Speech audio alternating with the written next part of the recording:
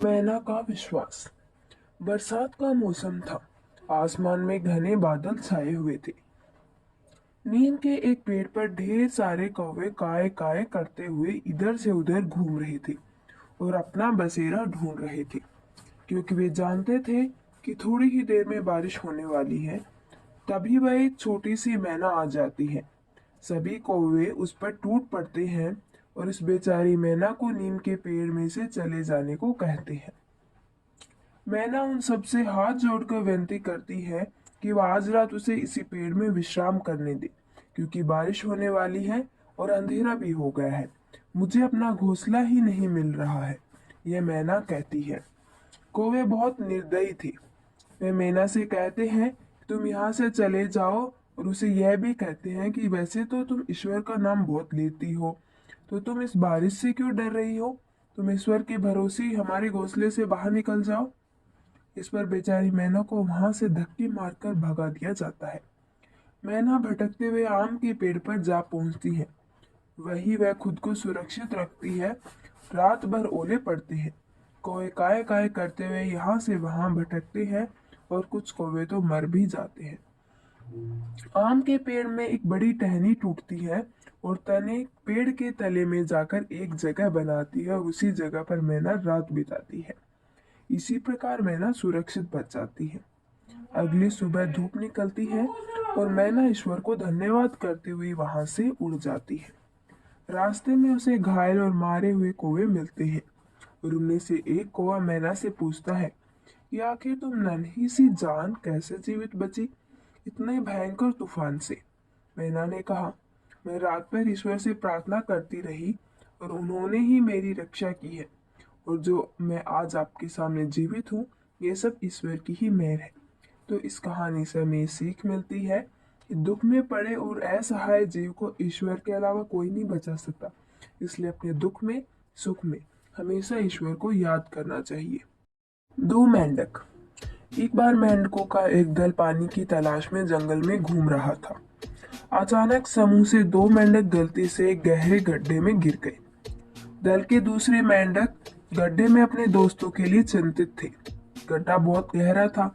ये देखकर उन्होंने दो मेंढकों से कहा कि गहरे गड्ढे से बचने का कोई रास्ता नहीं है और कोशिश करने का कोई मतलब नहीं है। वे लगातार उन्हें हतोत्साहित करते रहे, क्योंकि दो मेंढक गड्ढे से बाहर कूदने की कोशिश कर रहे थे। वे दोनों जितनी भी कोशिश करते लेकिन सफल नहीं हो पाते। जल्द ही दोनों मेंढकों में से एक ने दूसरे मेंढक पर विश्वास करना शुरू कर दिया कि वे कभी भी गड्ढे से नहीं बच पाएंगे, और अंततः हार मान लेने के बाद उसकी मृत्यु हो गई। दूसरा मेंढक अपनी कोशिश जारी रखता है और आखिर में इतनी ऊंची छलांग लगाता है कि वह गड्ढे से बच निकलता है। अन्य मेंढक इस पर चौंक गए और आश्चर्य किया कि इसने कैसे किया। अंतर यह था कि दूसरा मेंढक बहरा था और समूह का हतोत्साह नहीं सुन सकता था। उसने ये सोचा कि उसके इस कोशिश पर खुश हो रहे हैं और उसे कूदने के लिए उत्साहित कर रहे हैं। कहानी की सीख। दूसरों की राय आपको तभी प्रभावित करेगी जब आप उस पर विश्वास करेंगे। इसलिए बाहरी शक्तियों से खुद को कम से कम प्रभावित होने दें और स्वयं पर विश्वास करें। सुई देने वाला पेड़ की कहानी। एक जंगल के पास दो भाई रहा करते थे। बड़ा भाई बहुत शरारती था। वह छोटे भाई के साथ बहुत ही खराब व्यवहार करता था। कभी छोटे भाई के हिस्से का सारा खाना खा जाता, तो कभी छोटे भाई के नए कपड़े खुद पहन लेता था। एक दिन बड़े भाई ने तय किया कि वो पास के जंगल में कुछ लकड़ियां लाएगा, जिन्हें बाजार में बेचकर उसे पैसे मिलेंगे। जैसे ही वह जंगल में गया तो उसने बहुत पेड़ काटे। पेड़ काटते काटते वह एक जादुई पेड़ से टकरा गया। उसने पेड़ से लकड़ी काटने के लिए कुल्हाड़ी चलाई। तभी उस पेड़ ने कहा, अरे भाई, कृपया मेरी शाखाओं को मत काटो। अगर तुम इन्हें छोड़ दोगे तो मैं तुम्हें सोने का सेब दूंगा। बड़ा भाई पेड़ की बात सुनकर सहमत हो गया, मगर उसके मन में लालच आ गया। उसने पेड़ को धमकाया और कहा, मुझे ज्यादा सोने के सेब चाहिए, नहीं तो मैं तुम्हें धड़ से काट दूंगा। बड़े भाई की इन बातों को सुनकर पेड़ ने सेब देने के बजाय उसके ऊपर सुइयों की बौछार कर दी। सुइयां उसके शरीर में चुभने लगी और वह दर्द के मारे जमीन पर गिरकर चीखने लगा। धीरे धीरे दिन ढल गया। तो छोटे भाई को अपने बड़े भाई की चिंता हुई, इसलिए वह अपने बड़े भाई की तलाश में जंगल चला गया। कुछ देर ढूंढने के बाद उसे बड़ा भाई जादुई पेड़ के नीचे दर्द में पड़ा हुआ मिला, जिसके शरीर पर सैकड़ों सुई चुभी थी। उसके मन में दया आई। उसने बड़े भाई के शरीर में चुभी सुइयां निकाल दी। ये सभी चीजें बड़ा भाई देख रहा था। उसने अपने पर गुस्सा आ गया। अब बड़े भाई ने उसके साथ बुरा बर्ताव करने के लिए छोटे भाई से माफी मांगी और दोबारा ऐसा नहीं करने का वादा किया। जादुई पेड़ ने बड़े भाई के दिल में आए बदलाव को देखा और उसने खुश होकर दोनों भाइयों को खूब सारे सोने के सेब दे दी। कहानी सीख। इस कहानी से हमें ये सीख मिलती है कि हमें दयालु और शालीन बनना चाहिए, क्योंकि ऐसे लोगों को हमेशा इनाम मिलता है। सारस और लोमड़ी। एक जंगल में एक लोमड़ी और सारस रहते थे। दोनों में गहरी मित्रता थी। एक दिन लोमड़ी ने सारस को देखा और वह कहने लगी, सारस भाई नमस्ते, कैसे हो? सारस बोला, लोमड़ी बहन मैं तो अच्छा हूँ, तुम अपनी बताओ।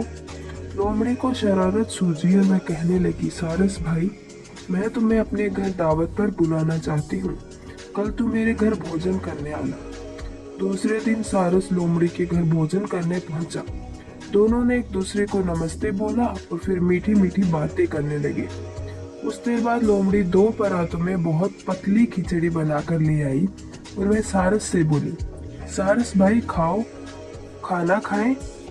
लोमड़ी ने जल्दी जल्दी खिचड़ी खाने लगी, लेकिन सारस की लंबी चोंच में खिचड़ी ना आई। उसे खिचड़ी ना खाते देख लोमड़ी मन ही मन बहुत खुश हुई तो झूठी चिंता दिखाते हुए सारस से पूछने लगी, क्या बात है, तुम्हें खाना पसंद नहीं आया?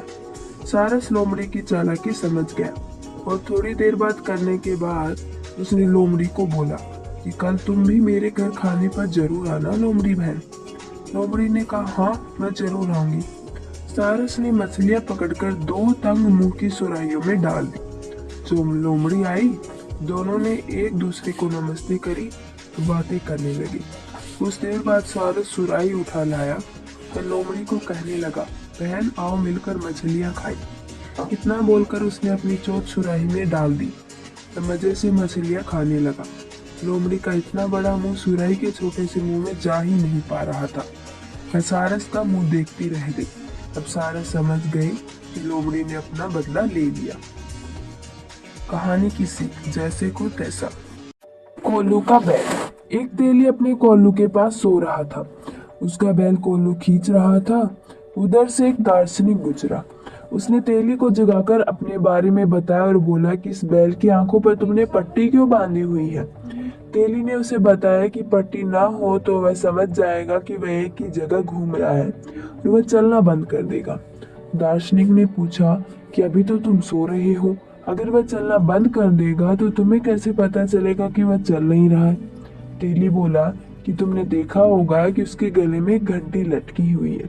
जब बैल चलता है तो घंटी बजती रहती है। जब घंटी बजनी बंद हो जाती है तो मैं समझ जाता हूँ कि यह रुक गया है और मैं इसे कोंच देता हूँ। दार्शनिक ने बोला, यह भी तो संभव है कि वह एक ही जगह खड़ा हो जाए और अपनी गर्दन हिलाकर घंटी बजाता रहे। इस पर तेली ने झुंझलाकर कहा कि यह ऐसा नहीं करेगा। दार्शनिक ने पूछा कि तुम दावे के साथ कैसे कह सकते हो कि वैसा नहीं करेगा?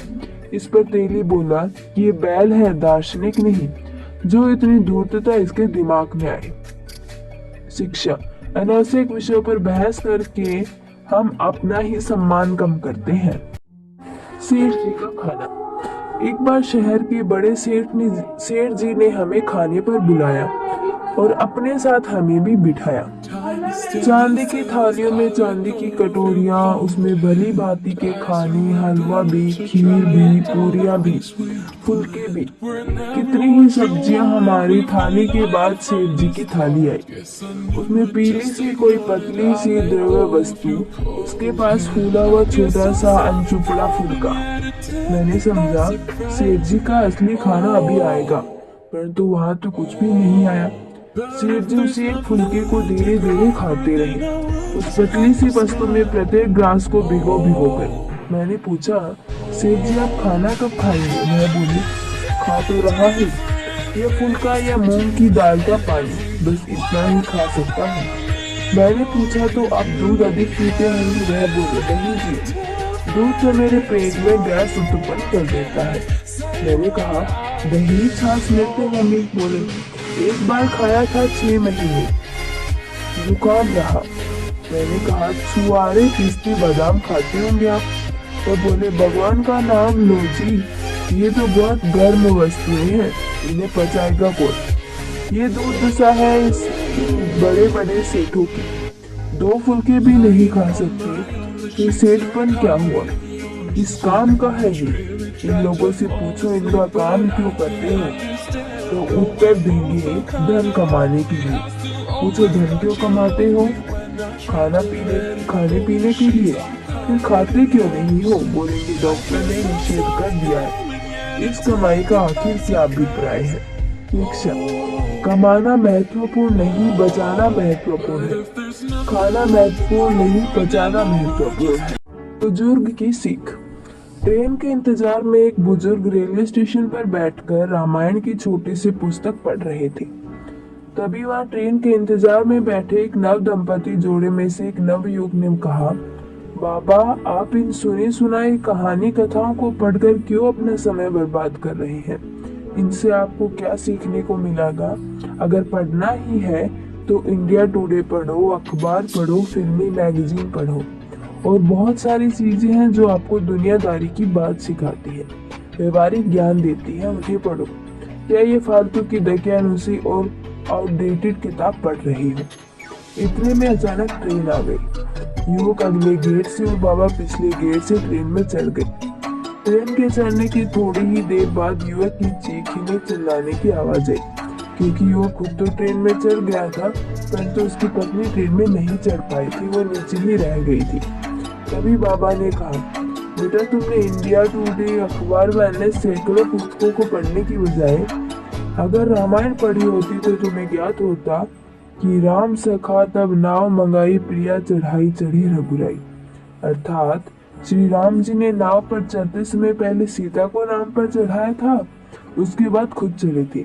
अगर तुम भी पहले अपनी पत्नी को ट्रेन में चढ़ाते, उसके बाद खुद चढ़ते, तो तुम्हारे साथ ये घटना नहीं होती। इस लेख का सार है कि हिंदू संस्थान की लाखों सालों से वैदिक सनातन धर्म संस्कृति हमारे वेद, 4 उपवेद, वेदांग, ब्राह्मण ग्रंथ, रामायण, भगवत गीता आदि सब कुछ इंसान को इंसान बनाने और इंसानियत सिखाने के हैं। जो बात हमारे ग्रंथ में सनातन धर्म सिखाता है वह आज की तथाकथित मॉडर्न पुस्तकों में नहीं। आज आदमी को पढ़ना तो आ गया, पर क्या पढ़ना है ये नहीं आया। जीवन तो मिल गया, पर जीना कैसे ये नहीं आया। ज्यादातर लोग सांस लेने वाले मुर्दे हैं। जो होता है अच्छा ही होता है। एक राजा अपने मंत्री के साथ आखेट पर निकले। वन में हिरण को देख राजा ने तीर प्रत्यंचा पर चढ़ाई था कि जंगल में से एक सुअर निकला और राजा को धक्का देकर निकल भागा। इस अप्रत्याशित आघात के कारण तीर की नोक से उसकी अंगुली कट गई। रक्त बहने लगा और व्याकुल हो उठे। मंत्री की ओर देखने पर मंत्री बोले, राजन, भगवान जो करता है अच्छे के लिए ही करता है। राजा पीड़ा में थे ही मंत्री के वचन क्रोध से भर उठे।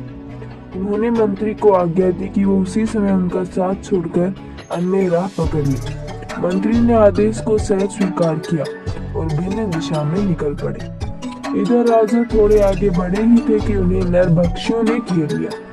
वे उन्हें पकड़कर अपने सरदार के पास ले चले।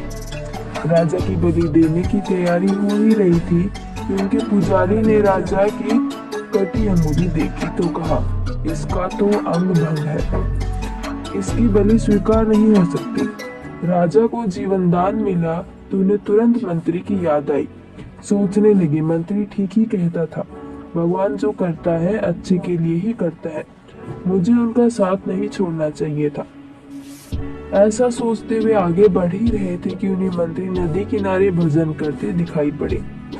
राजा ने प्रेम पूर्वक मंत्री को गले लगाया और उन्हें सारा घटनाक्रम कह सुनाया। तदुपरांत राजा ने उससे प्रश्न किया, मेरी अंगुली कटी, इसमें भगवान ने मेरा भला किया, पर तुम्हें मैंने अपमानित कर भक्त करके भगाया, उसने भला तुम्हारा क्या भला? मंत्री मुस्कुराए और बोले, यदि राजन, यदि मैं आपसे अलग ना जाता तो आपके साथ होता तो अंग भंग के कारण नरभक्षी आपकी बलि न देते, पर मेरी बलि चलनी सुनिश्चित थी। इसलिए भगवान जो करता है अच्छा ही करता है, पर हमें तत्काल समझ नहीं आता।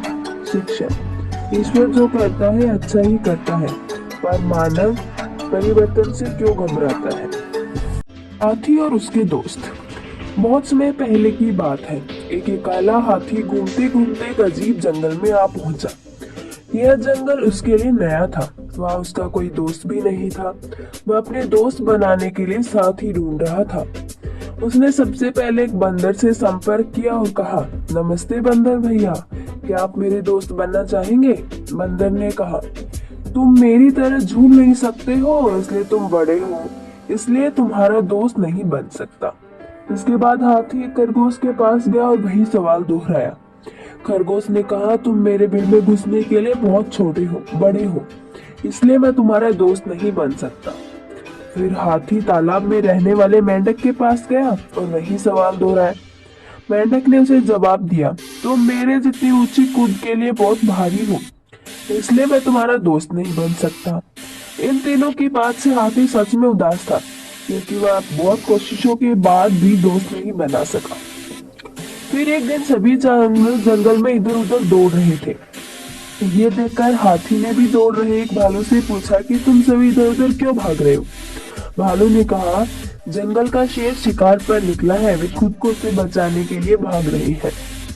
भालू की बात सुनकर हाथी शेर के पास गया और कहा, कृपया इन निर्दोष लोगों को चोट न पहुंचाओ, कृपया उन्हें अकेला छोड़ दो। शेर ने उसका मजाक उड़ाया और हाथी को एक तरफ चले जाने को कहा। तभी हाथी को गुस्सा आ गया और उसने शेर को उसकी सारी ताकत लगाकर धक्का दे दिया, जिससे वह घायल हो गया और वहां से भाग खड़ा हुआ। जब बाकी सभी जानवर धीरे धीरे बाहर आ गए तो शेर की हार को लेकर आनंदित होने लगे। वे हाथी के पास गए, उससे कहा, तुम्हारा आकार एकदम सही है हमारा दोस्त बनने के लिए। जानवरों की बात सुनकर हाथी मुस्कुराया और अपने नए दोस्तों के साथ खेलने लगा। शिक्षा, किसी व्यक्ति का आकार उसकी अहमियत नहीं बताता। कोई भी व्यक्ति या वस्तु कभी भी हमारे काम आ सकती है, इसलिए किसी का भी निरादर करने से बचे।